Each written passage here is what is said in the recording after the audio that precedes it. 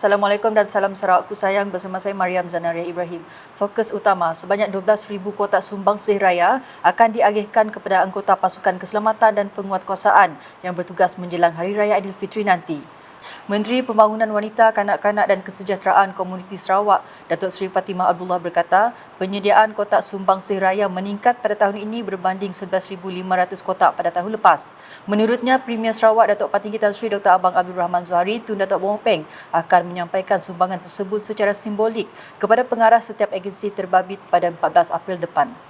Ini penting sebab there's a personal touch involved, a personal touch melalui ziarah tersebut.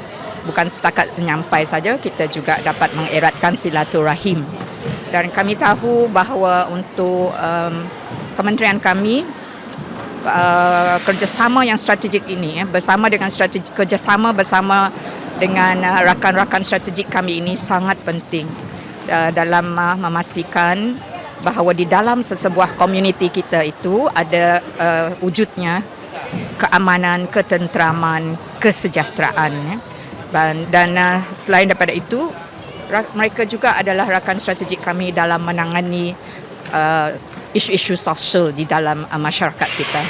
So kami macam satu keluarga dah kenal antara satu sama lain, dan hubungan yang rapat seperti ini sangat penting bagi kita. Beliau berkata demikian ketika ditemui media dalam majlis simbolik pembungkusan Sumbangsih Raya 2023 di Kuching pada Khamis. Program Sumbangsih Raya merupakan inisiatif Kerajaan Sarawak yang telah dilaksanakan secara konsisten sejak ia diperkenalkan pada tahun 1990. Manakala sebanyak 11 agensi daripada pasukan keselamatan dan penguatkuasaan yang akan bertugas pada Hari Raya Aidilfitri nanti telah disenaraikan sebagai penerima seperti berikut.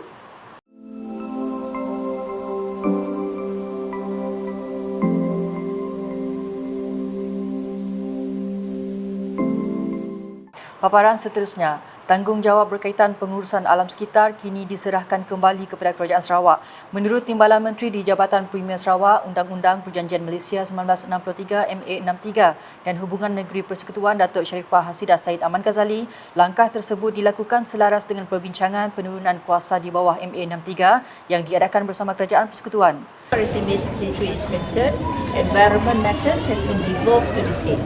Now the state have the right to really handle the matter. Beliau berkata demikian ketika ditemui media selepas menyempurnakan perasmian program Amal Ramadan 2023 di Kuching pada Rabu. Namun katanya perbincangan lanjut masih perlu diadakan berkaitan pengurusan sisa buangan berjadual. Dalam pada itu, Datuk Sharifah Hasidah berharap agar Lembaga Sumber Asli dan Alam Sekitar NREB Sarawak akan bekerjasama dengan Kementerian Sumber Asli, Alam Sekitar dan Perubahan Iklim untuk meneliti perkara ini dengan lebih lanjut. Sementara itu, Majlis angkat sumpah penerimaan jawatan ahli-ahli Majlis Daerah Marudi kali ini menampilkan 17 muka baru daripada jumlah 32 ahli majlis yang dilantik bagi sesi 2023 hingga 2025. Majlis tersebut disaksikan oleh Timbalan Menteri Kesihatan Awam, Perumahan dan Kerajaan Tempatan Sarawak, Datuk Dr. Penguang Manggil serta Timbalan Menteri di Jabatan Premier Sarawak, Buruh Imigresen dan Pemantauan Projek Datuk Gerawat Gala di Bilik Mesyuarat Majlis Daerah Marudi baru-baru ini. Upacara angkat sumpah dimulakan oleh Kaunselor Edward Mendai selaku pengerusi Majlis Daerah Marudi dan diikuti oleh timbalannya, Kaunselor Raymond Apoy serta ahli-ahli majlis yang lain. Dalam pada itu, Datuk Dr. Penguang dalam ucapannya menyeru agar setiap ahli majlis menjalankan sebarang tugasan dengan penuh komitmen dan integriti sebagai barisan hadapan yang memastikan kemudahan awam sentiasa berada dalam keadaan selamat untuk digunakan. Beliau yang juga ahli Dewan Undangan Negeri Adun Marudi turut memberitahu Kabinet Sarawak memutuskan had tempoh perkhidmatan selama 9 tahun bagi seseorang ahli majlis demi memberi ruang dan peluang kepada golongan muda lain untuk menggalas tugasan berkenaan dan berkhidmat kepada komuniti tempatan. Manakala seramai 10 wajah baru daripada 32 orang mengangkat sumpah sebagai ahli majlis daerah Subis. Pegawai Daerah Subis selaku pengerusi Majlis Daerah Subis Nur Lila Ulis telah mengetuai upacara angkat sumpah serta ikrar bebas rasuah dengan disaksikan oleh Datuk Dr. Penguang dan Timbalan Menteri Pembangunan Wanita, Kanak-kanak dan Kesejahteraan Komuniti Sarawak Datuk Rozi Yunus di Bilik Mesyuarat Majlis Daerah Subis baru-baru ini. Kesemua pelantikan itu berkuat kuasa dari 1 April 2023 hingga 31 Mac 2025.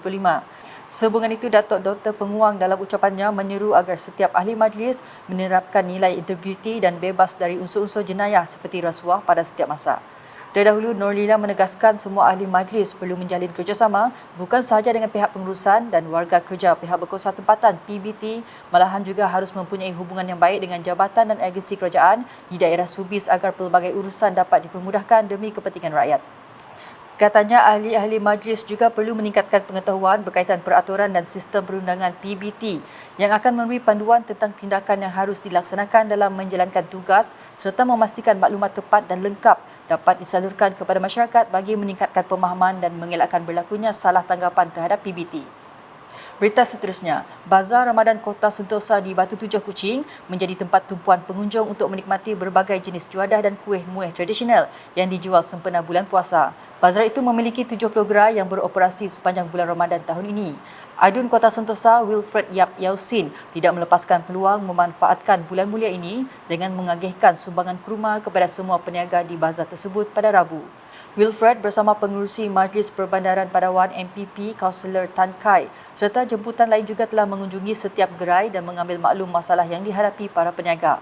Beliau turut mengambil peluang itu dengan menyantuni orang awam yang berkunjung ke bazar berkenaan. Paparan berikutnya, biarpun zaman berubah namun busana tradisional seperti baju Melayu masih menjadi pilihan utama bagi jejaka Melayu menjelang Syawal. Samping atau lebih dikenali sebagai sabuk dalam masyarakat Melayu Sarawak pula adalah wajib dipakai bersama baju Melayu sebagai pelengkap penampilan seorang lelaki. Justru wartawan Unit Komunikasi Awam Sarawak UKAS telah menemu bual pengasas sabuk hitam iaitu Awang Zulkhairi Awang Mazlan untuk mendapat maklumat lanjut mengenai perniagaan beliau. Ikuti laporan selengkapnya. Samping atau panggilan orang Sarawak sabuk ialah sejenis kain sarung yang dipakai selepas dipakai seluar pada pakaian baju Melayu dan biasanya dari pinggang hingga kepala selutut.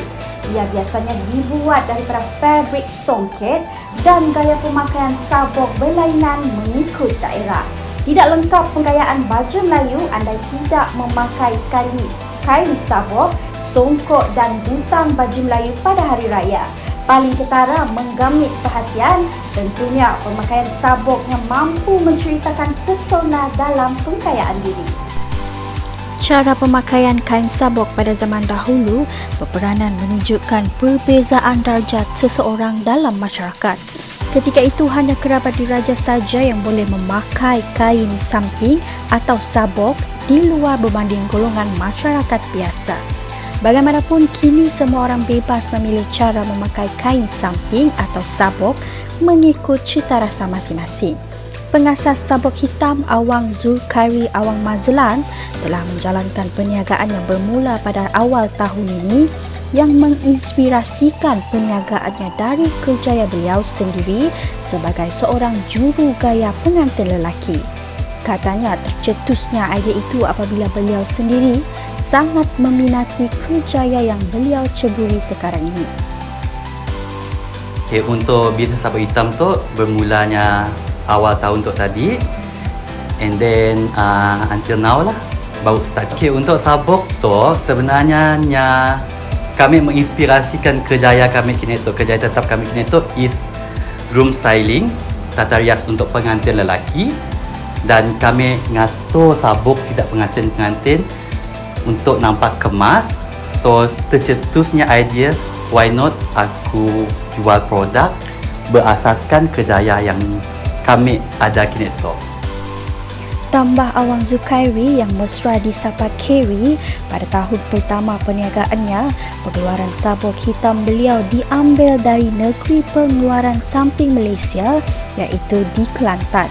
Namun katanya menjelang Raya Tahun Harapan, beliau ingin mengeluarkan rekaannya sendiri dalam mengembangkan lagi perniagaannya. Untuk produk sabuk hitam tu kami ngambilnya dari negeri pengeluaran samping Malaysia, negeri Kelantan. And then untuk first year, next year insya-Allah kami tahu sini tempatnya, so kami akan pola design kami pun, and then jual fokus untuk orang Sarawak. Menurut Kerry lagi, beliau tidak sangka sambutan di Kuching sangat menggalakkan pada tahun pertama beliau memulakan perniagaan ini dengan mempamerkan hampir 20 lebih jenis rekaan sabuk yang hampir habis dijual. Untuk tahun tu, desain yang sabuk hitam ada adalah 2 hampir 20 design, and then semua desainnya berasaskan warna gelap dan ada juga sikit warna macam warna biru, warna gold untuk dipakai sida customer kami. Pembeli penerimaan orang Sarawak kini tu, brand sabuk hitam kini tu nya dah di bibir-bibir masyarakat Sarawak, mostly orang Kuching. Kami sih juga sangka dengan tahun pertama kami tu benda tu viral. So kami harap lepas tu sabuk hitam nya sentiasa terus maju berterusan. Kepada orang ramai yang mahu membuat pembelian sabuk hitam, boleh datang ke Bazar Aidilfitri 1 yang mula beroperasi pada 5 April ini. Laporan Fatin Syahira Rosdi bersama juru video Matthew Malong Bill #menyebabfakta. Sekian edisi malam bersama saya Mariam Zanaria. Berita lebih lanjut boleh didapati di semua platform media sosial UKAS termasuk portal UKAS.sarawak.gov.my dan UKAS channel di YouTube. Sebelum mengakhiri edisi malam ini, saksikan serotan Majlis Simbolik Pembukusan Sumbangsih Raya 2023 di Kuching pada Khamis. #menyebabfakta. Salam UKAS.